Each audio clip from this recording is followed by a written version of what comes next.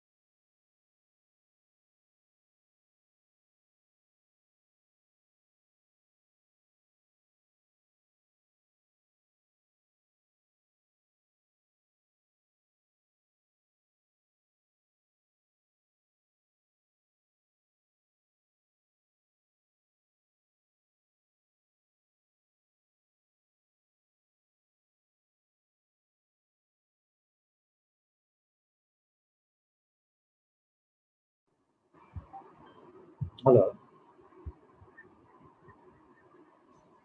Hey, Ritika, how are you?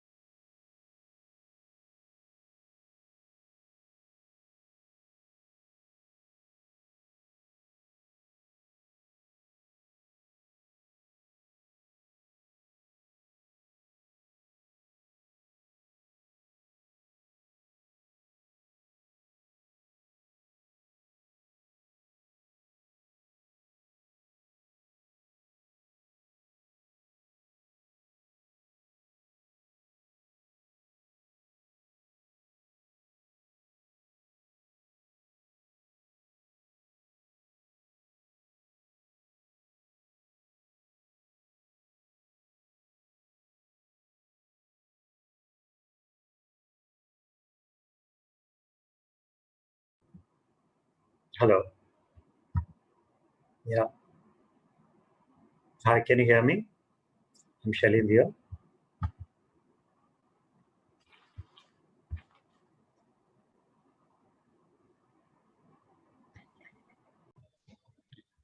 Shailendra, we can hear you. Maya here.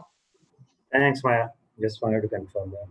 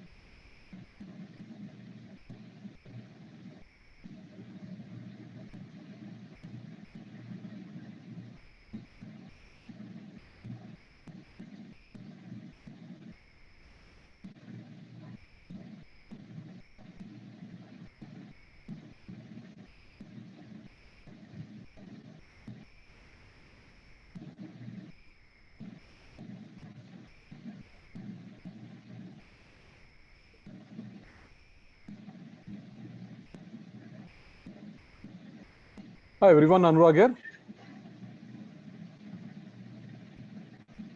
Hi, Anurag. Good to see you all. I You can see too. Maya, I can see Girish there. I can Hi, can you hear me? This is Himangi. Yes, hi, Mangi. We Hi, can hear you. Mangi. Yeah. Oh, you can hear me. Right, good. Hi. Nice to see you all. Your voice is a little muffled, though. Sorry? Your voice is a little unclear, Himangi. Hi, Pradnya. I think you're on mute. Is it?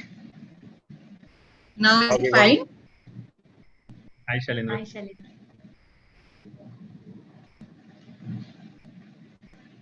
Shalendra. Hi, Maya, Girish, and the rest of the panel. Yep. Just wanted to tell you that I can't hear properly. Okay, sure. All right. No problem. Should we get started? Everyone's here?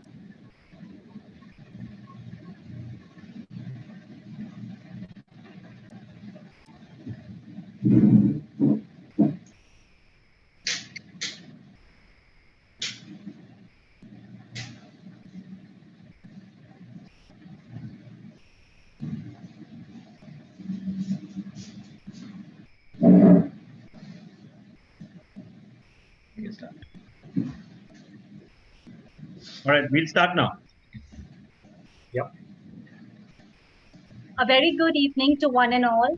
It's an honor and a pleasure for this event. I'm Maya Gupta. I lead strategic partnerships at EduBridge. As most of you are aware, EduBridge over the last 10 years has remained focused on developing the workforce of the country. We support students through the entire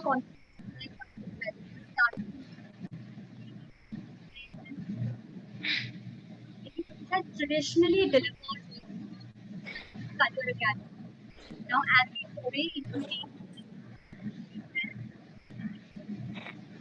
organized on digital learning.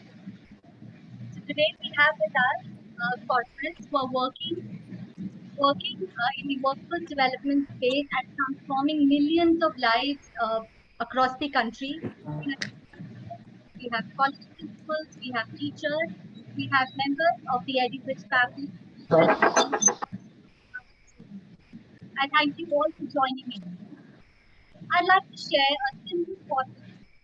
You will agree with me that at some point in our student lives, we've all wished to sleep a little longer on a school day.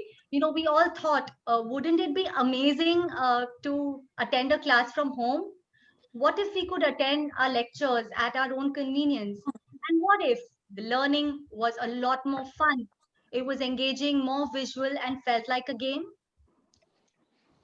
So, e learning as a concept has been around for a long time, but it took a virus to spur one of the biggest educational experiments in recent times, and looks like it is here to stay. COVID-19 has been this perfect storm for digital acceleration and has inspired institutions to pilot new initiatives, to learn what works, to iterate, create capabilities that will enhance instruction permanently. But e learning and its various schools of thoughts are still evolving. This has thrown open several discussions and debates. What is the future of learning? What is the future of digital learning after all? To answer this very important question, we have with us some of the best minds in the industry. It is now my pleasure to introduce to our panelists. So we have Mr. Anurag Pratap, Digital Inclusion and Sustainability Leader, Capgemini India. Now, Mr. Anurag brings with him more than 24 years of diversified experience in CSR.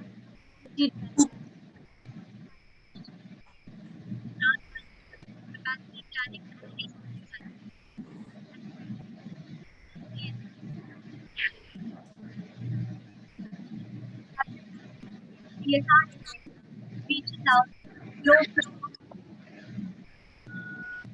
education environment. Then we have with us Mr. Shailendra Singh, as Vice President of Corporate Communications and Corporate Social Responsibility at EXL.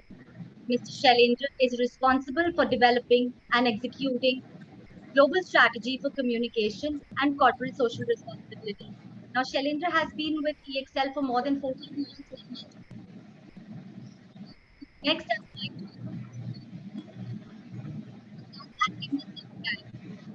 I request you to come closer to the mic, please. okay, sure. Mrs. Himangi is a CSR professional with 20 years of diversified experience with international agencies.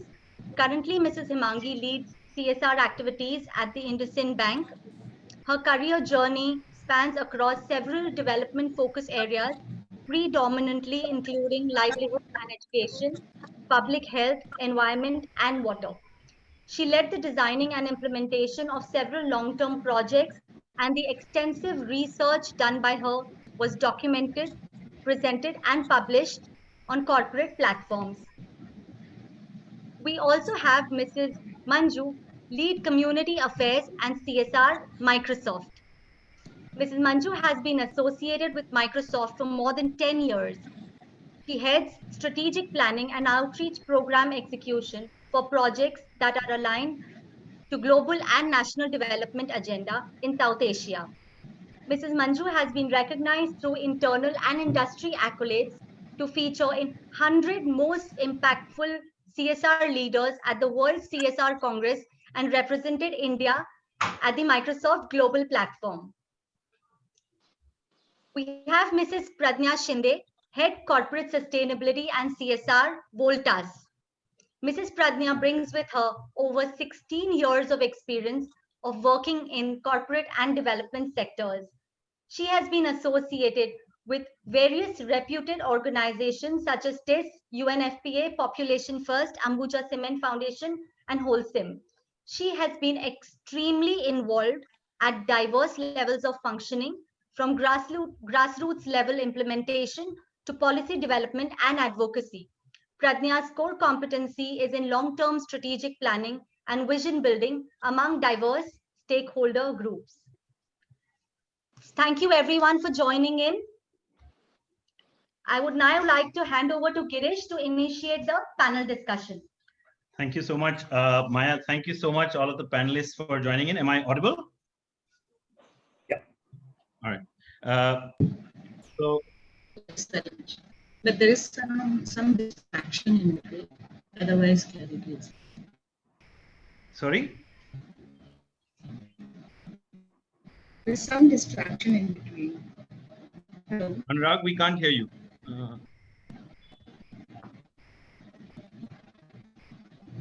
Is it better now? Any better?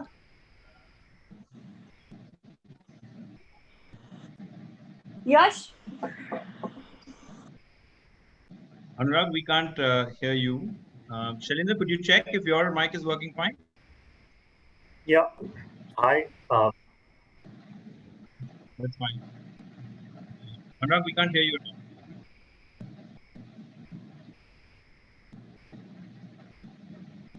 Manju, could you check if your mic is working fine? You hear me speak? Yes. Great. It's slightly on the softer side, so if you could just turn up the volume, maybe it'd be great. Okay. All right.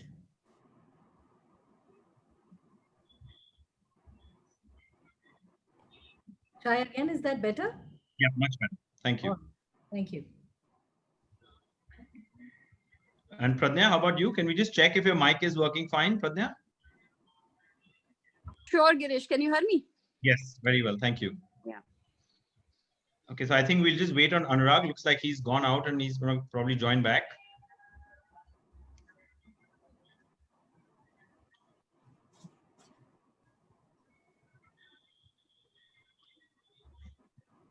We'll get started. I think Anurag will join.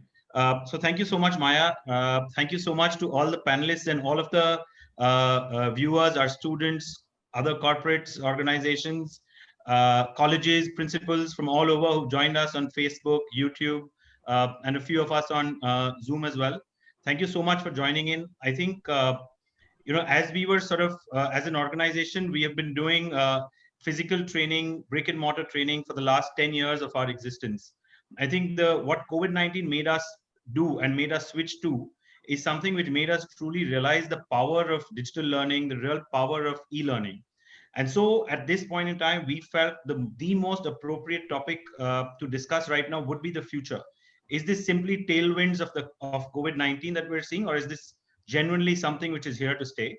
And if it is, then what are the key ingredients that are really needed for such programs to be hugely successful, primarily for the learners who will end up benefiting the most from this? So for that, I thank all of you to sort of join in. The best part of having such a panel is that I get to speak the least, and I'll leave it over to the rest of you. So I'll invite, we'll start with having each one of you probably sharing a quick couple of minutes on your immediate top of the mind thoughts on digital learning. And then we'll have a few questions which I'll pose to the panel, and it'll be great if the panel could sort of shed some light and from their experiences and their daily sort of practical experience on such topics. So it'll be great if we could start with Shailendra on, what your experience, Shailendra, what do you think of digital learning? So, what I feel is that digital learning, it started long time back. I think, as Maya told, it's not something new. It has been developing, evolving over a period of time. But, suddenly it has become mainstream and it's here to stay. That's my belief. It's not that we are going back to the old traditional ways of learning. This is here to stay because there are many benefits that we derive from this. And obviously, we are going to talk about that. I'll share my experience, with all the projects that we have under corporate social responsibility, all the initiatives that we have, how that got impacted, right? Most of it were in the education space or the skill development space. And suddenly, when the lockdown happened, when the pandemic happened, everything stopped. It was like, everything coming to a halt all of a sudden brakes applied. We thought, okay, let's, something which will be for a few weeks. We were also confident, optimist. So we said, okay, few days, but then it turned out to be a long phenomena. And now it's the new normal or the new real world that we are talking about. Yeah, so I'd be happy to share some of the experiences there. Thank you so much. Manju, can we hear from you? Right. Thank you so much, Girish. I think, first of all, I think I clarified that to you yesterday, and I'm going to clarify again that I am very much a practitioner. I'm no authority or expert on this subject, so everybody must hear me with a healthy dose of skepticism, because all of this is as I've learned from nonprofits. And I think, Girish, whether you use the word online learning, you use digital learning, you use e-learning, the basic component of that is learn. How do you learn? And as time grows and evolves, there'll be different ways. And I was reading up, if you will allow me the indulgence, the definition of learn. It says to gain knowledge or understanding of or skill in by study, instruction, or experience, right? And I think when you look at and you break it down by study, instruction, or experience, what it tells me is that we have to, while online learning, digital learning is here to stay. And I think as an organization, we've been saying it well before COVID, that hybrid model is the only way as a country we can really scale up and reach the last mile. I think we have to keep in mind, and I hope the deliberation today bring that out, that the focus should not be on just online, digital, which is just a medium, but stay focused on how do people learn. And when they learn via different ways. Instruction is one, experiential learning is one. What we have to be super careful about, that online does not replace all the many different ways in which people learn. So that's my initial thoughts on online learning, digital learning, whatever you want to call it. Thank you so much, Manju. Can we hear from Himangi? Himangi, your thoughts, please. Himangi, you're on mute. Okay, I think Himangi is probably facing some internet issues. Anurag, is your mic back? If we could hear from you. No, Anurag. Can't hear you. Sorry. Maybe Pradnya? Anurag, we it try could your be a mic? headset. If you try without the headset. Yeah. Am I audible? Yes, yes, yes. No. Great. Now your video is stuck. It's okay. It's okay. Yeah, now you're good. You're good now. Yeah. No, the point is that I agree with Shalendra, I agree with Manju, both of them. That one is we never expected this to continue for so long. That's one. And I completely agree with Manju that learning is key in all sense. What we I strongly feel that India needed this. This came as a blessing in disguise in so many ways, because look at the number of unemployed youth, look at the number of people who are looking for quality support, and look at the number of centers, the physical centers that we have. Whether we'll be able to reach out to them, no. In how many years we'll be able to reach out to them, number of. And when we'll reach out to them, they'll be well over the age that is needed to get into our organized sector, which means that we'll be wasting youth in all possible sense. So we were, in the sense, everyone, I'll say, if I look at the body of work that Chalendra has been involved, or Manju,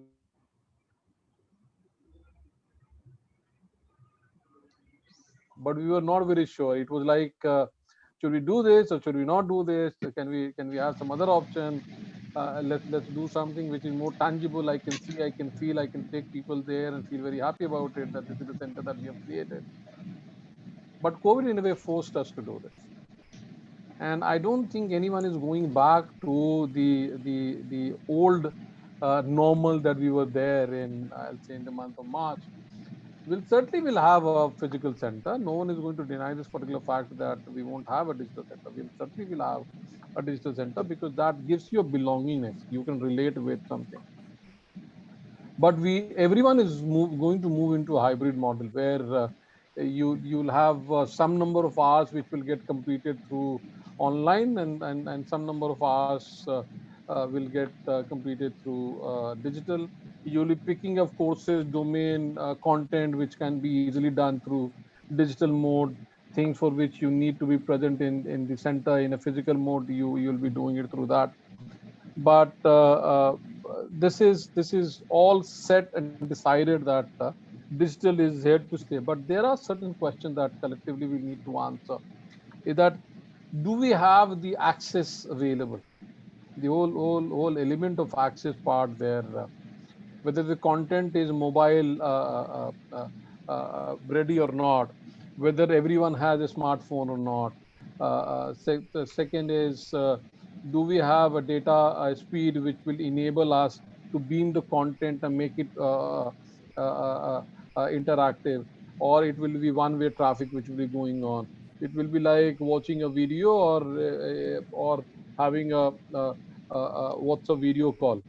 So one need to, in the sense, if it's going to one-way traffic, it will be like watching a video, which in a way means that you'll have to you'll need to treat your content interesting enough for people to treat it like a web series, that you can finish it within one night. Or either you need to make it, if this is a two-way or interactive like a video call, then you need to make it more interesting for people to what is called curl up, sit there in the bed and go through that particular discussion. Then only you can do this. Otherwise, you'll have to break it into courses into a shorter module, something that many of the European countries and countries like Australia and New Zealand are doing, where they have a very mature online market where the module and content is divided into smaller portion for people to what is called use it. Otherwise, I don't think 3 hour, 4 hour expecting someone to sit on a computer to listen to our session, not possible, not happening. We can't be good enough like a web series where people will get hooked to.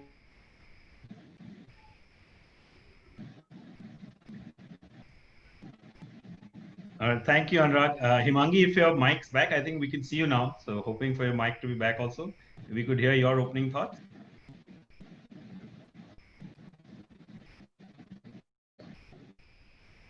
Yeah.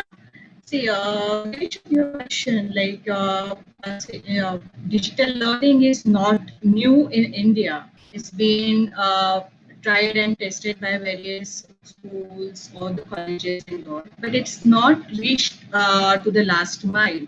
So basically, what lacks is the infrastructure, the policy. Now, if we have reformed the new educational policy at the national level, we should go and we should think going on a digital learning and education, incorporating the same into the educational system. And with the conventional education system, yes, we cannot say that we will be ruling out the conventional education mode of delivery of the education. That will be there, and the importance of it, nobody will deny. When we talk about the India perspective, it will take huge time to seep in the digital learning into the various educational institutions and the mediums. When I talk about the industry and CSR program, yes, when we tried it after the lockdown with this unprecedented corona conditions, we took a bit time to move a shift from the regular CSR implementation towards the digital learning. So education program, which we are presently running in across all pan-India based, wherein we are almost reaching more than 1 lakh population of children, and that too of government schools. So accessibility was the first issue. Database was another issue. Hello. Yes, Himangi, we can hear you. Hello. Yes. So, but then it took us, even the skilling program, which we are running in Assam through EduBridge. So that also took a quite a big challenge because few of our batches were not completed. You know, they were like, could lapse because of the lockdown. And it was, even though residential program children went back to their homes. So the challenge was to streamline the modules into the new on digital programs, and that's what it took bit time for the CSR program. And when we talk about a nationwide program, it will definitely have a different kind of aspects. We need to look into it. But yeah, it has to coexist. We cannot totally rule out the conventional educational and learning system. Thank you. Thank you so much, Himangi. Pradnya, if you're back and the mic's working. Yes, Girish. I think what all of them are saying, most of the views or points are there in my head also. What is, additionally that I can say here is, one has to really accept this new normal with all its pros and cons. We have to take a look at the pros and cons that this digital medium or this digital learning brings in along, because I've been talking to various stakeholders. I've been talking to students. Voltas being a Tata Group company, we are heavily into skilling and employability building, and there are so many people that express that we are yet not really ready. We are not equipped. We are not able to really adjust with this, because like someone said, that it's till what is really reaching to the last mile is so very important to us. I believe it's not just about a particular strata or a section of society, but it's the last mile. Another point that I would like to bring in as a pros and cons is that it has got its own disadvantages also. So one has to actually take a look at the blended model or the hybrid model, and not just the digital model, because there's a lot that students are unable to learn or pick up from this new system, and all of us have been witnessing that. When it comes to life skills, this is something we realize is, you cannot really give students online in isolation. It's like you learn from your peers, you learn from people around by observation or by interacting with them. So a lot of it is completely missing when it comes to online medium.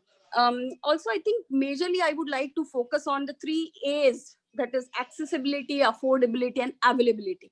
Whether all of them are really able to access what is available, whether it is affordable to all of them. We're not talking once again not about a particular section, but it's about everyone.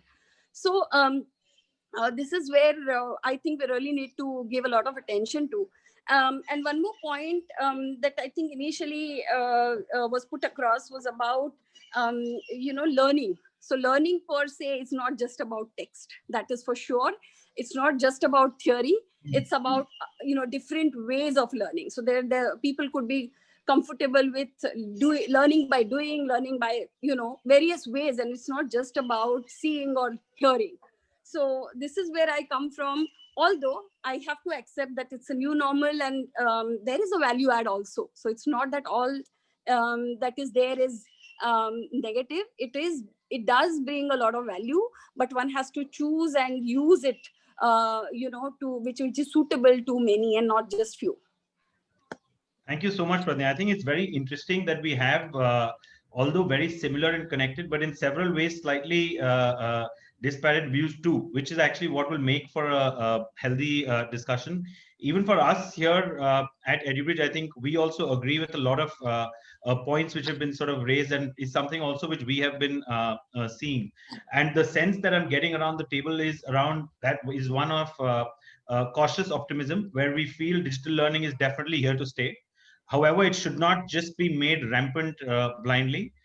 We need to take certain key measures and certain key ingredients into every program to make it truly successful, so that learning is the real focus, whether it is or whether it is at the physical center, which is actually secondary. So with that, I'll just go into now, putting a few thoughts or a few questions out, and I'll request the panelists to sort of take a stab at it and to add whatever they could. So given, of course, all of us agree that e-learning has been going around for a while. There are several organizations in India and globally who've been sort of part of e-learning. However, in India, it has become truly big and has started exploding only post the pandemic. So the question really is this simply tailwinds of the pandemic? Once things open up, which, as we know, from 21st September, the government has actually issued directives where several training centers can actually reopen. So will we see students actually going back to that training center? Will they start preferring going back to the training center? Or do we believe a more blended option or a completely online option is what the student might prefer, given the convenience of it, maybe lesser cost of it, or weighing all the pros and cons? So that's something it'll be interesting to hear thoughts around that. If anyone would want to sort of take a stab.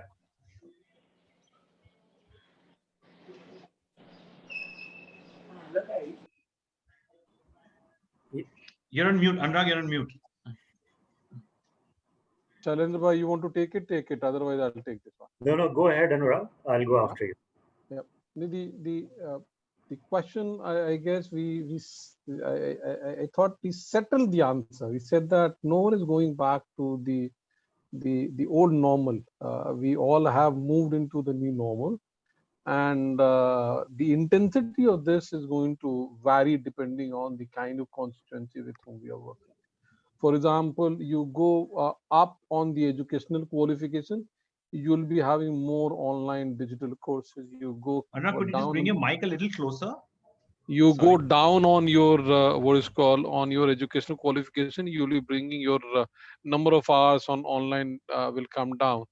But what everyone is going to focus now is what is called the whole access part, to make sure that everyone has some tool to access, because you can't get into a situation where one part of your content is getting delivered through a digital medium and your people do not have or your instrument to receive the content. So that's one element where, and that's where we lead to what is called do a tie-up with either financial institutions, or we need to create a cost code in the proposal itself to what is called buy in some instrument which can be there available at each of these centers, because then only you can enable. And then third is what is called give it to people on, or the youth on a basis where they can repay the whole thing after getting into a job in a manner which is suitable to them. So that's one part of it. But the on the whole idea of are we going to get into the old style of delivering, I don't think so. Are we going to get completely dependent on online? I don't think so. Are we getting into a hybrid? Yes, because everyone has invested also. If I talk about Capgemini, we have invested now on what is called curating, funding institutions who are developing online content, which will be made available to many other people on platform or on deliveries. Also, we recently got the leadership approval to donate the used computers to and laptops to our digital academies and also to the schools.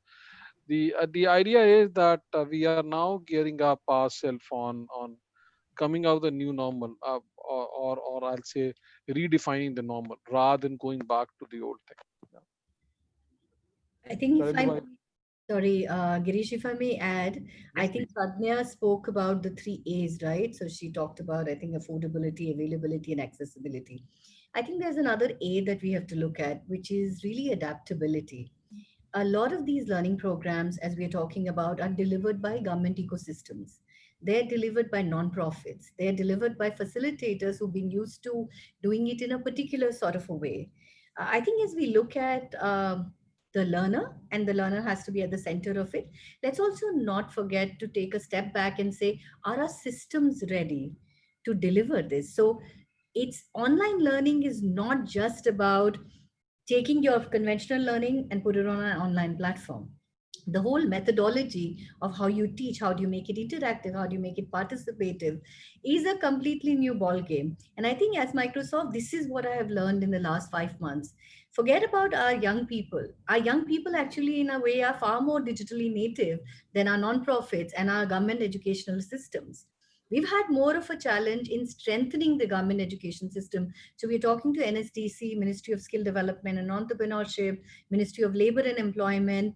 And everywhere what I'm finding is that the systems in the government itself are not ready to move to online. Let's forget about the last mile, right?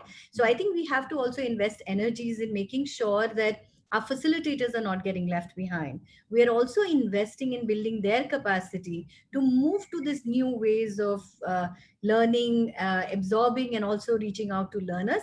And I think nonprofits are key to it. So as Microsoft, of course, I think the reason we found it easy to move to this method of learning was because we've been investing for a long time to build capacities of nonprofit for digital transformation as an organization. And it helped, but still there's a lot of work to be done. So I think that's another piece that I just wanted to bring in, that let's No, also got it. hold on and invest a lot on ecosystem building as we're No, thinking. I completely agree with you on that particular thing, because without that, it's not about either or. It's like going out in a complete package. It's Right. all about coming out with the comprehensive response mechanism.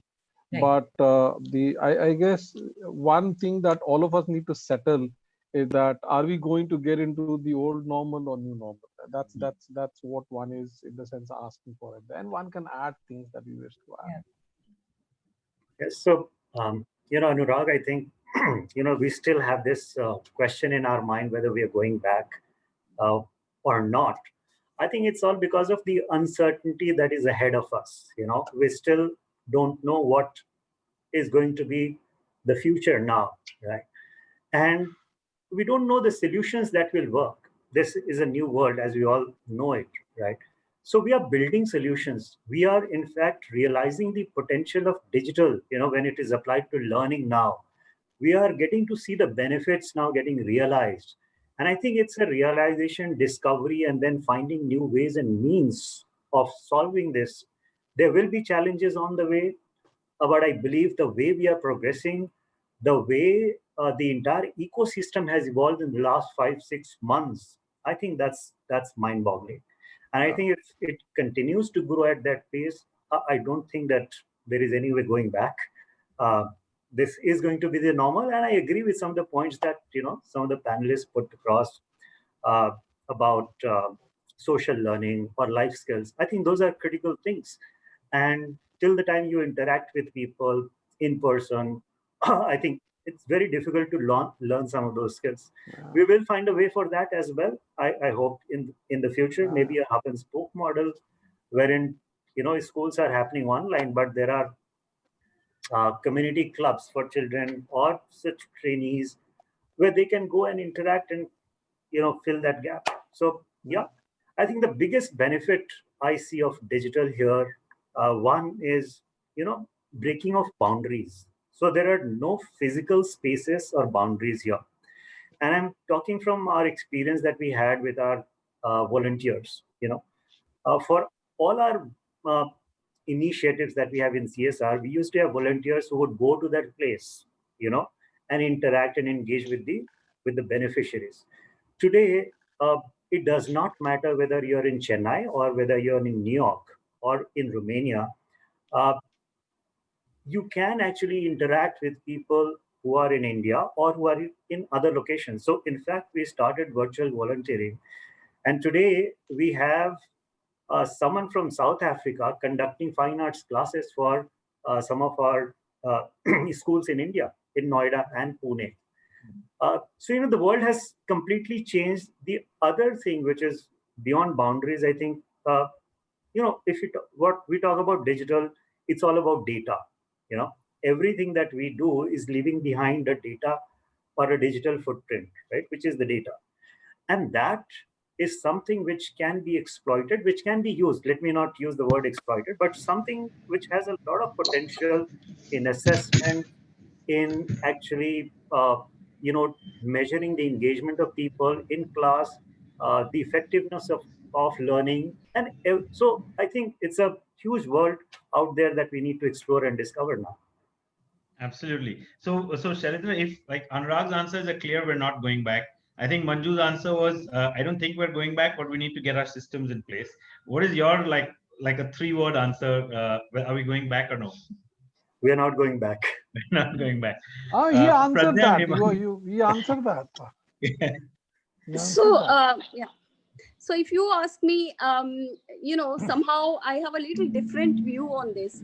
So whenever we say that we're not going back, it sounds as if by choice we don't want to go back.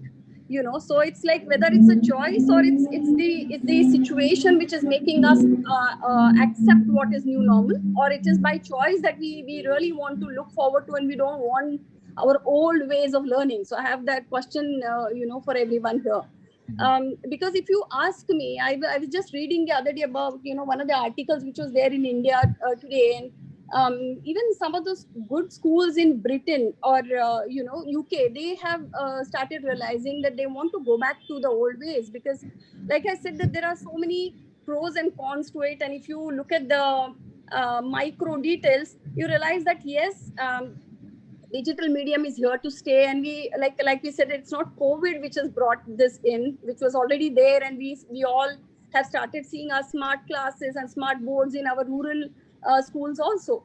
But within the given situation now, post COVID, the situation is changed completely, where students or learners are learning in isolation.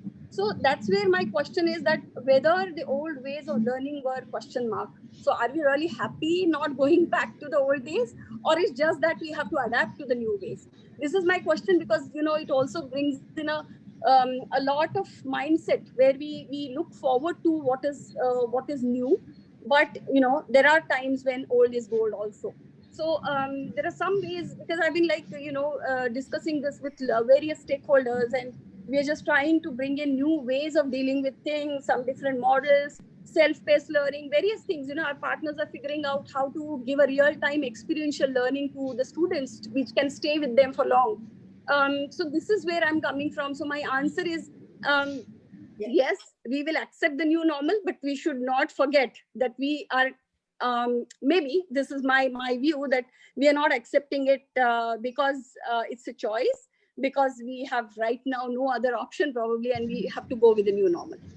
Girish, I would say that the construct of the question itself should be not whether we are going back or going forward or hybrid or blended, whether the definition of learning is going to expand to now include online very much as part of it. So I think we look at the students that I work with who have severe disabilities, right? So we work with students with severe mental retardation sometimes, and we also work with students, who have different forms of other challenges. And we are probably going to continue with some level, in fact, quite a strong level of brick and mortar structure. So I think the construct is we all agree that it is going to expand, and online is definitely going to be part of a full exposure and stream of learning we have. So not so much going back, going forward, but I think we will just expand and grow with Yes, it. yes, absolutely, absolutely, Yeah, absolutely. I like, digital learning should not be the substitute for the conventional learning. So definitely, digital learning plays a very important part. Like, but then again, learning should be inclusive. It should not be exclusive. So when we talk about inclusion, so there are various factors of the community, the society, for which we need to understand whether digital learning would be suitable for them or not. So we can definitely think of digital learning in new normal for complementing the conventional learning. But yeah, in present scenario of COVID, definitely, like, we have to depend totally on the digital learning at present, which we are doing it. Most of our, our partners, education partners, skills partners, they are doing it on digital based platforms. So we are running a very big program in Odisha, Haryana, wherein we are working with the government children. So our reach was supposed to be 10,000 plus, but through digital, we could not reach that target. We are reaching only to 6 to 7,000 children. And also, like, digital learning played a very good role in present scenario for the employee engagement. We have started iCare program at a group level, and that really amazed. Like, there was such a good personal connect through that project, that employee engagement, and that at that point of time, digital learning was very important. Digital sharing was come up very good source of sharing knowledge, experience, and stuff like that. So yeah, we presently have to go with that, but not as a substitute, definitely. So I think what we're all effectively, what I'm hearing across is that the definition of learning has obviously gotten expanded, where online has become more mainstream. It's not that going forward it'll be only online. Definitely, I think what we're saying is that traditional modes of learning will continue to coexist in several forms. Will continue to complement online learning. But what we are definitely saying, which may have been forced upon us as of right now, is that online learning has a place in learning, and the role they play complementing each other online and offline over the time to come will really sort of come out of the experiences we get and the feedback we get from the learners themselves. I think that's probably what the sense that I'm getting across the table. I'll quickly move to the second sort of point which I want to lay out is there's always been a very strong, and nobody bigger than me as of March was a proponent of traditional methods of learning, where I was the biggest believer in only brick and mortar sense of learning, because of there were certain shortcomings which we all knew were in e-learning. There is no peer-to-peer learning, or there's less of peer-to-peer learning, which we've always thought is one of the biggest shortcomings of all e-learning programs. There is no experiential learning or learning by doing. That, of course, is missing, especially when we're trying to build certain key skills in the learner. Then do these things fall short when we look at online programs, or do the new simulators and new technology, etc., which has now come up, which makes things interactive, which makes things more real, will they be able to compensate this and probably weigh the pros and cons in a far more equitable manner to make online effective?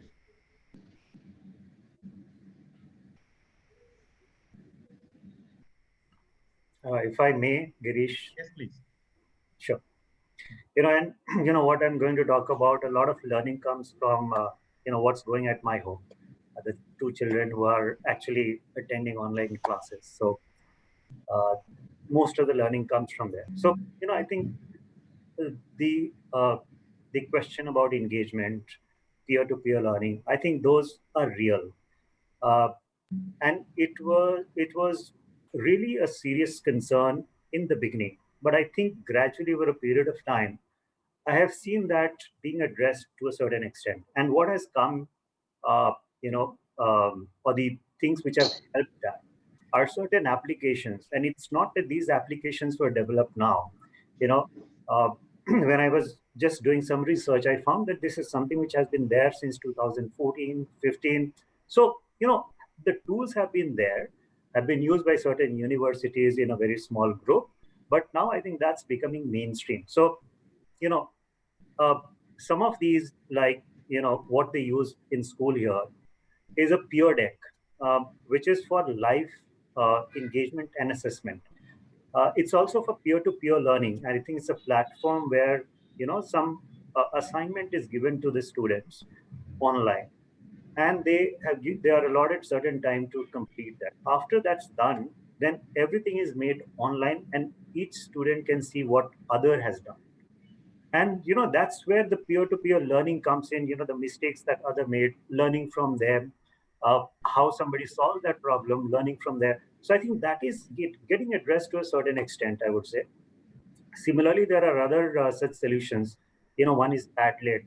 Then there is another one which is Mentimeter, and each of these has got its own niche in what they are achieving as far as engagement is concerned, as well as far as peer-to-peer learning is concerned. So I think it's not it's a gap, but I think the gap is getting gradually filled with new solutions and tools. Would anyone else? Manju, sorry, you're on mute. Oh, sorry. Anurag, do you want to go first? You go first, then it makes my life easier because you say things and then I need to just add on to that. So go ahead. All right. So I think I kind of agree with what Shailendra said, Girish and Maya and everybody, that yes, at the beginning it did feel like that maybe the experiential learning maybe a little weaker in the beginning on online learning. What we have learned as Microsoft, we've had some really good experiences, not just in creating programs or creating solutions which help actually people to collaborate and work together. So it doesn't give you 100% feeling of as you would be in the same room interacting with your peers, but it does allow you to learn some of the skills that come from peer-to-peer learning. Like some of the skills we talk about is ability to collaborate, ability to negotiate, ability to actually communicate with each other. And some of the tools we are seeing absolutely does help with that. What we're also like, I mean, just to give you an example, we are with LinkedIn now building an AI-based model which helps somebody who's a job seeker from an underserved background to actually go into this simulated room and have an interaction where they're going to get interviewed, and they will do the interview as if you were doing a session in an actual skilling center. And this whole AI based modeling then will connect them to a mentor who's going to create a simple module giving them advice on where they possibly went right, where are some of the areas they can improve. So I think as we look at online learning being included as part of a learning experience, we'll also see solutions coming forward. So I have a lot of faith that some of this will get addressed. Will it get addressed 100%? We don't know, but then we also don't know how the new learners want to learn. Maybe the new learners are more comfortable with the simulated learning than with like how we were, and we wanted to actually more interact with our peers. I think that is definitely there. One concern I see, I will be very upfront about that I'm seeing that as part of my program, that a big part of our program is how we're creating career pathways for young girls and women from rural and tribal areas to actually have a career in technology, right? And I'll give you an example. We had this girl from a very rural tribal area of Netrang, who when first time she came to our center, which was also in the rural area, but she had to travel 10 kilometers to come to the center. Now, you might say that with online learning, you've actually solved for that she doesn't have to travel 10 kilometers. But she actually shared her experience that when she first came, her legs were shaking so much that she couldn't climb the steps to the center because there were boys all around. And she'd come from a really protected background. And she says that experience of 3 months coming to that center every day, and going through that boys and then have been in a co-ed helped her in her current job where she's the only girl in a full team of 50 boys, right? And living away from home. Now, how do you create that, right? That is something that experience of doing that 10-kilometer, taking a bus away from your family also builds your confidence. It's not just about knowledge, right, and skills, but that confidence that comes out of it. So I do feel that somewhere along the way, this expanded learning experience, maybe we will include that, but that stays with me, that how will we solve for it? But I'm sure, as Shailendra said, I'm optimistic that we will find a way. But yeah, in short term, right now, we haven't been able to find a solution for something like that. Maybe virtual reality glasses we could use to have boys and girls all around us. Anurag, sorry, you're on mute. Mute. I said that we'll send our photograph. That will be good enough in that particular sense. So you don't have to, what is called, to give them VR glasses in that particular sense. And I told you all, it's good to have Manju go first, because she, in the sense, will say everything, and then I just need to say that I agree with her in a number of ways. No one is saying, let's be very upfront and honest to each other. No one is saying that the online is the way. No one is saying that.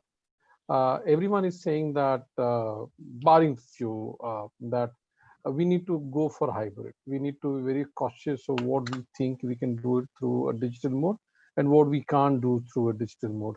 No one can, in the sense, all of us have moved away from going to the bank. Actually, if you look at our own life, and the number is increasing every month on month. If you look at people who are moving out from a conventional banking, that's increasing. But at the same time, there is a sizable number of people who are still there, who will go to the bank to get the experience that particular girl was getting or learning. Going to the bank, being there, getting that physical exposure to those things is important. So no one can take away that. There is a huge merit in that particular thing. Do we have all the answers today to what is called facilitate learning? I don't think so. Do we think that we can find those answers? I'm eternally optimistic on that, because that's what we have done from the tech side. That's what we have done in the last 10-15 years, where we have looked at each of these challenges and came out with solutions. Something that Manju was talking about on what is called simulated interview process. These are some of the things that innovation that's happening in these spaces, and the innovation will continue to happen depending on the kind of problem that we are bringing to the table and talking about it. What is, in the sense, important is, and I always say this is part of my life mantra, is that the moment you move away from your comfort zone, then only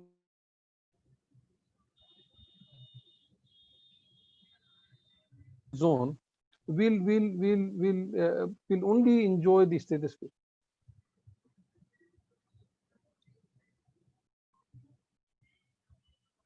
I think your videos are stuck, Anurag. We can't hear or see you right now. Himangi, Pradnya, would you want to add something? Yeah, definitely. Like the peer-to-peer learning is happening even in digital platforms. Like it's not that it's not at all happening.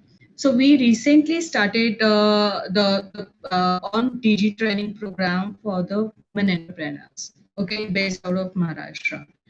And due to the COVID effect, the business was almost like at nil. And with applications, like using the business applications, which is freely available to anyone. So we have started with that. And the change is so huge. I mean, the learning from each woman entrepreneur to another one is getting so brilliant. It is increasing so good. They are learning from each other how to display their products, how to shape their product, what name to give to their products and all. So that through Digit platform also it is happening. And you should see the increase in their number of volume of business. It has gone from 10% to almost 60%. So it's incredible, like, to see that, this is helping out to people, especially from the rural area. And with education system, like what we are doing it presently, so the Saturday, Sunday is a weekend activities for the children. Yeah. So not only the children and the peers, the parents are also getting involved in that. And that's a fantastic involvement. Like, we should not, when we talk about the digit training at home, at present, so we need to even look for the different stakeholder, like, the parents involvement, because we are considering various kind of groups from primary, middle school to the high school children. So the parent engagement is so good. In fact, in one of the program, the grandmother with her pension money, she has given a mobile, the Android based mobile to her grandchild, so that she can learn. She will not stop learning. See, education, like, how much they score and all, it's apart. Like, that's not the thing to have a thought this year, at least. Going further, we can definitely concentrate on that. But not stopping the learning is very important, which I think digital learning is really helping a lot. Even for the skills, like, the skills training is getting completed for the batches and they are getting placed in Assam. I mean, that's a fabulous thing is happening, like, so yeah, peer learning is there, stakeholder engagement at home, parents are involved, the grandparents are involved. So it's really having a good, if you look ahead also, kind of new normal, we can have the good amalgamation of conventional learning as well as the digital learning going ahead. That's what I feel. Thanks. Yep. Pradnya, do you want to add something? Yeah. What I would like to share here is, like I mentioned, for Volta's skilling or employability building is something which is our flagship program. And what we've seen in last over 3 months now, or rather 4 months, is that when this whole, COVID pandemic broke up and, things were going helter-skelter, one doesn't know where to go. In such situation, what we realize is that our partners actually started brainstorming a lot to explore how can we give maximum sort of insight into training for our students, because our training used to be more of practical and less of theoretical, the kind of training courses or the technical training courses that we give to the students. And then as they started putting together their brains and ideas, lot of different models that they started exploring. So some learning is like self-paced learning, where they give them some small time projects. They have to come back and they share their ideas and experiences. So various different ideas came together, and partners sort of started gearing up towards that. So although we work very closely and we discuss whether they are really comfortable what they have done, they say that it's still evolving, they're working on it. So it's not very easy or a sort of a magic wand though, but one can say that yes, they are exploring, and that in itself is, I think, is a good idea, because like Anurag said that when you sort of, there is so much of potential, and you tend to explore that when you go out of your comfort zone. So of course that is helping us. But like I said, all of us, including all our partners, have this feeling that it has to be a blended model, simply because not everywhere that 100% digital can work, because like in a skilling space, they have to have experiential learning, they have to have hands-on training. They cannot really go on reading theoretical things or watching videos, but they need to do it to be able to learn it in true sense. So that is where we are coming from, and we are actually working with a large section. It's a big number that we are working together on. So it's like, it's a first-hand experience that we are seeing, and that's where we are coming from. But I'm sure going forward with all your experiences, and there are many more discussions that are taking place, which are going to give us insights into how to adapt, how to deal with the situation that comes forth. Absolutely, Pradnya. I'm also now cognizant of the time. We're close to 5 o'clock. So I'll quickly go around the table, and just as a final aspect, if you could share, what are the key 3 ingredients that you think should be made almost mandatory in a learning program, from, obviously, because the learner is the central figure, from a learner's point of view, from your point of view as CSR practitioners, or from a trainer's point of view, what are those 3 key aspects that you think should be part of every online learning program, whether it is blended or online, the online portion of the learning program? So can I add something here? Please, yes, Pradnya, yes. So there are quick, maybe, I don't know, 3, but two things quickly I can think of. One is that we got to be reviewing time and again whether and how the children are learning. So whether and how much they are able to pick up. So this review has to be really, really closely for some time to come, because it's like we cannot just assume that they are understanding, they are okay with what we are, the methodologies that we're using. That is one. Two is from the facilitator's perspective or from the trainer's perspective, I think it's very, very important that we equip them to a level where they have that comfort, because they are still adapting. They are not too sure about whether that's the right way to go about it as far as online training is concerned. And third, all in all, I think, organization need to put together their experiences and make it accessible to many more, so that, new models can be taken up, because I'm sure there are small little experiments that are happening everywhere, which are not known to all of us. Mm-hmm. So that's where I can say, going forward. Thank you so much, Pradnya. Am I audible? Yes, Anurag. Yeah, to add what Pradnya said, from the learner's perspective, I think we have to give them the infrastructure. Unless and until they have the right kind of infrastructure, the digital learning would be of the reach would be very less.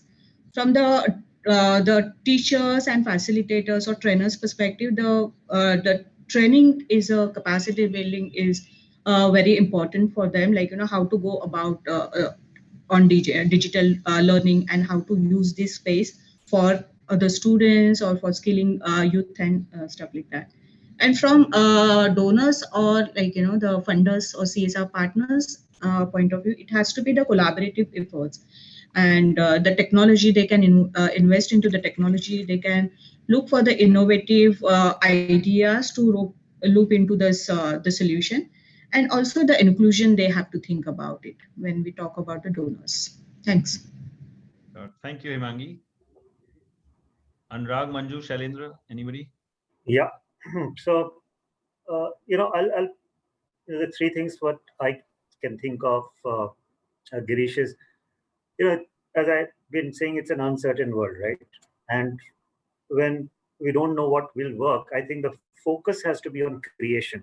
And that's, I think, is something which we should not forget, whether it's, we are talking about a learner or a facilitator or a sponsor. I think we have to think about what are the new ways and what is the new way forward. So creation. The second is collaboration. The old ways of doing things are not working now, right? I mean, let's be fair. I'm talking about where we are today. I'm not sure what it's going to be maybe a year from now. So if I don't know, you don't know, some others don't know, I think we have to work together. So collaboration becomes very important. So the collaboration between learner, facilitator, and sponsor, I think that's the key. And that's one skill that we should learn the most and should be focused for all the training initiatives that we do. And the third thing I would say, when we are talking about collaboration, I think trust and transparency, and therefore, open and fair communication, which is communication, plays a very important role here. And it is for all the three stakeholders to actually make this, or rather focus on these three to make the new world happen. So that's it. Thank you. Thank you, Shailendra. Anurag, do you want Manju again to go first? Manju again, yeah, any day. Any day. I tell you, Anurag. So I'm going to, maybe my answer is a little different, Girish. I feel that in this world where we are seeing so many changes happening, all of us are struggling too. I can't think of anybody while we are sitting here talking about a lot of things we want. It's difficult time for everybody, right? And I think let's just look at just what some of our communities are going through, what some of us are personally going through, right? I think three feelings or components for me are very important as we look at, because I don't have a crystal ball. Like Shailendra said, we can't predict anything, we might just go away. I don't know what's going to happen.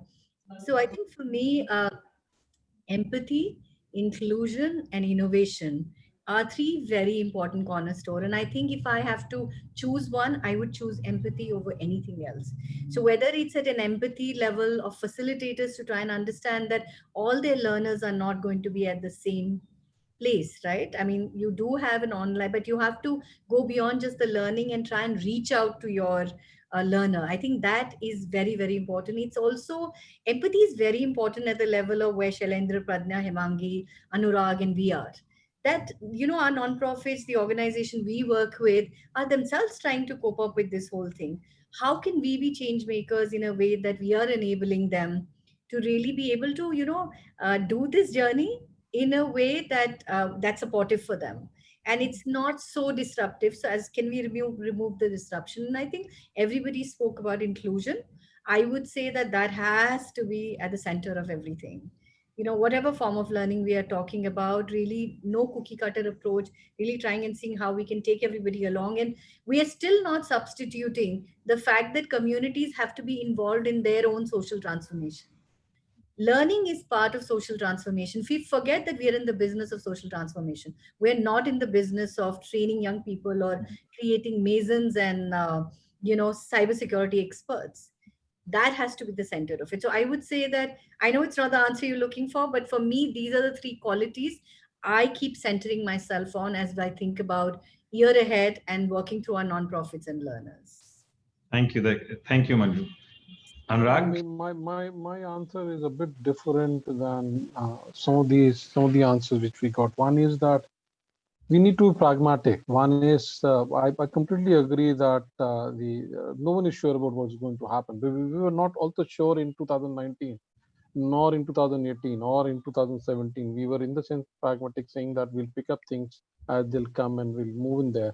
But we never expected the normals to get shifted, or normals to get redefined, and we have reached to that particular level. So we need to be pragmatic. That's the point number one that I think of. Second is, when we are moving into learning space, don't look at learners, don't look at facilitator, look at the whole ecosystem. You cannot what is called run a learning program by just focusing on learner without investing on facilitator, without investing on content. As Manju said earlier, that you can't what is called run get on to a online module by using the normal courses, digitalizing it and then running it. It won't serve the purpose. You need to make it interesting, and you can't make it into the textbooks were never interesting. You need to bring in the content in that particular way that people can understand, relate, comprehend, and move forward. The third element is that no one can deny the fact that or rather say deny the fact, but we are in number of ways underestimating the potential that our communities are having. The community members who were in the sense who still struggle for their basic necessities, they'll do anything and everything to send their kids to school. And that's the phenomena that's happening for the last 10 years or so, where education has become center stage of their investment and expenditure. They'll continue to do that. There are a number of stories where people sold off things, people what is called to get a smartphone or computer for their kids to study.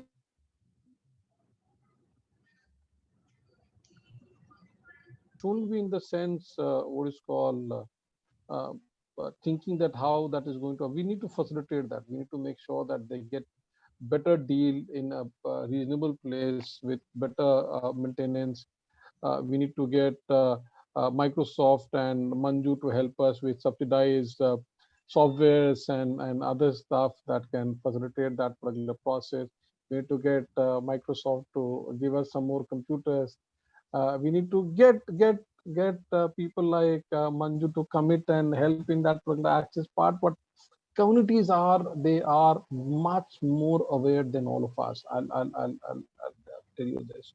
There's a huge amount of awareness that has happened there, but for learning and also for skilling in a number of ways. I completely agree with Manju when she said that Don't look at education in isolation, but look at education as a tool for empowerment. Look at education as a tool for transformation. In that particular space, yes, we are not in business of educating people or making people learn, but we are certainly in business of transforming communities, transforming families, transforming individuals.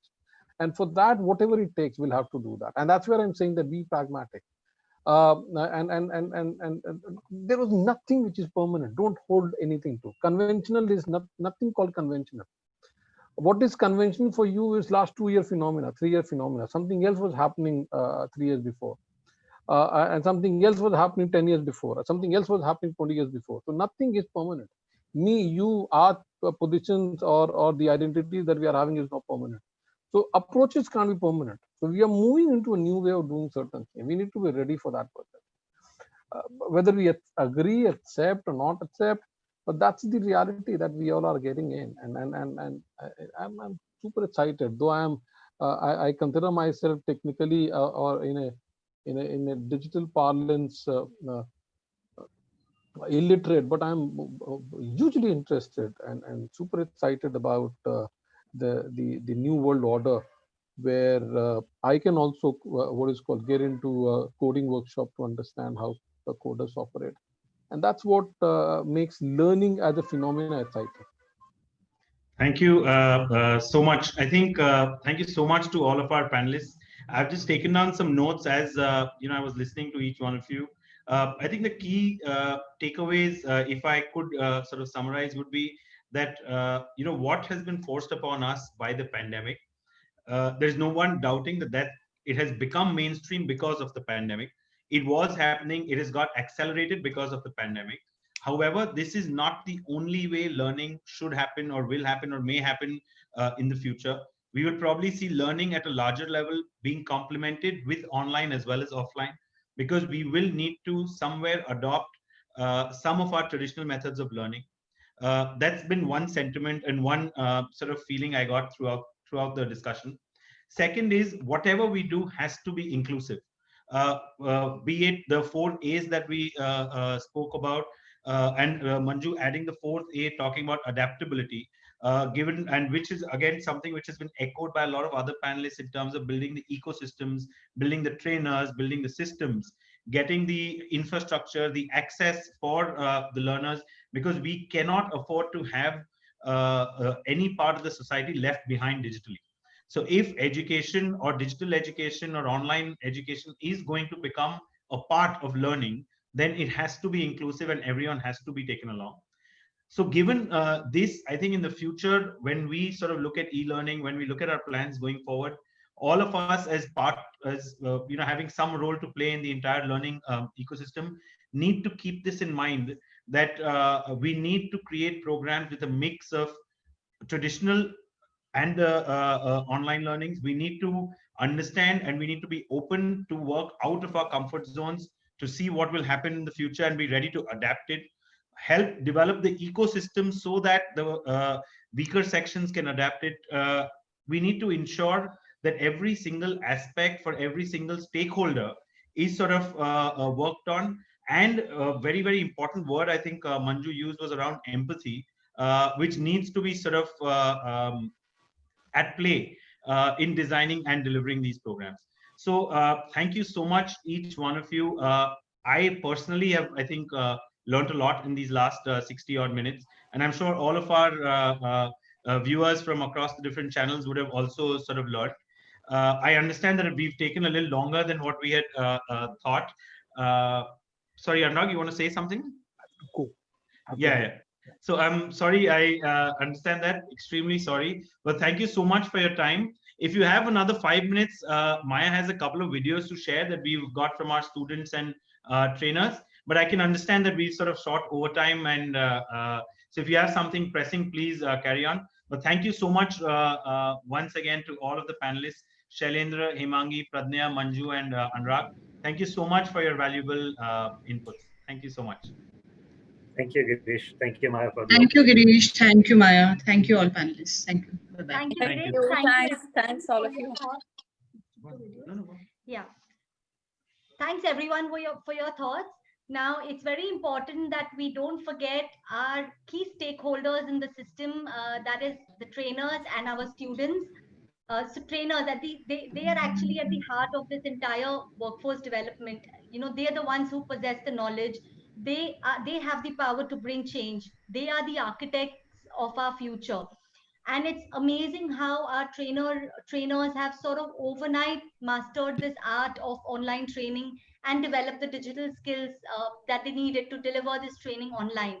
So it's very important to understand, what our trainers think about online training. So let's hear them speak.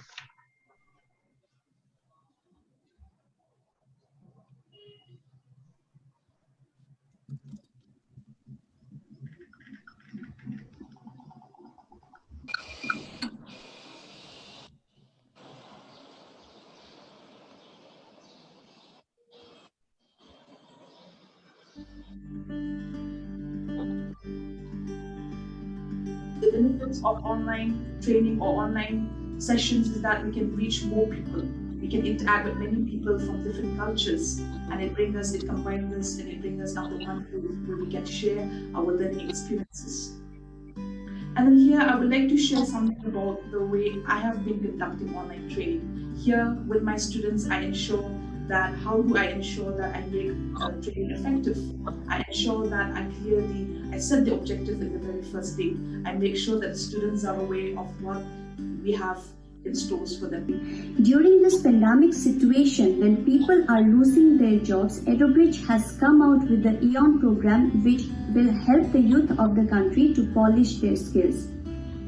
As an online trainer, the best positive experience I would say is that online training is not confined to the four walls of a classroom. Rather, it has broadened the horizon of learning to every nook and corner of the country. In EduBridge EON, the students are given the exposure to various technical tools, which is the new normal of the day.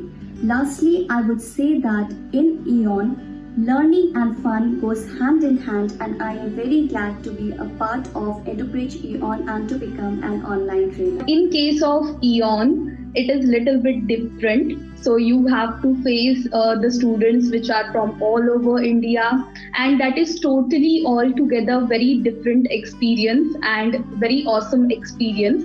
Transformation from classroom journey to online training. It was a beautiful journey because learning new tools, how to training skills, how to deliver online with effectiveness and quality, and training our team about it was a great experience.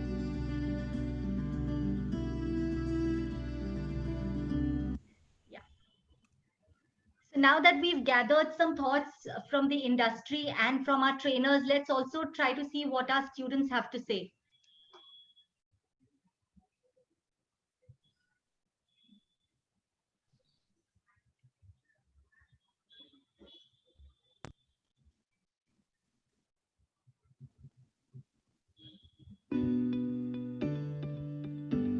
Online class is very interesting. The classes are very interactive. The staffs are friendly with us.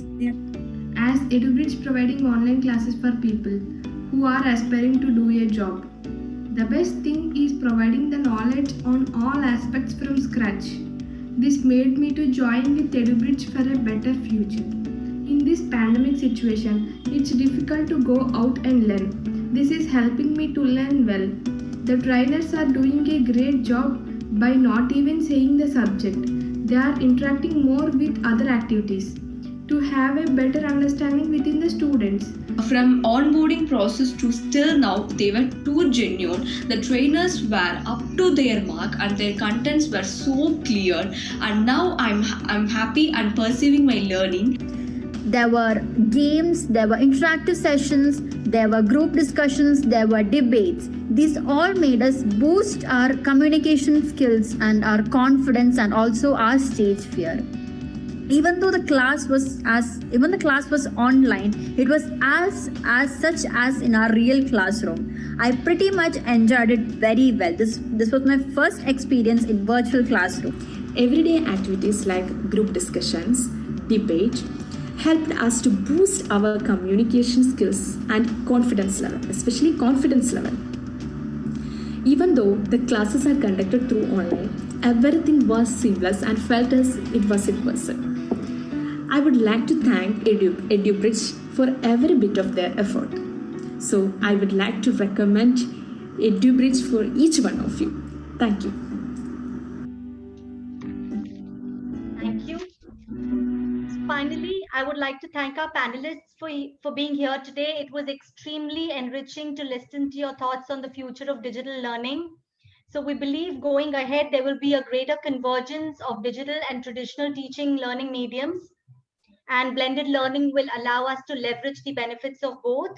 It was a pleasure to host you, and we hope to do these sessions more often in the future. I would also like to thank all our other guests, our corporate partner teams, our institutional partners, educationists, trainers, and students for being a part of this event. Have a very good day. Thank you. Thank you, everyone. Thank you so much.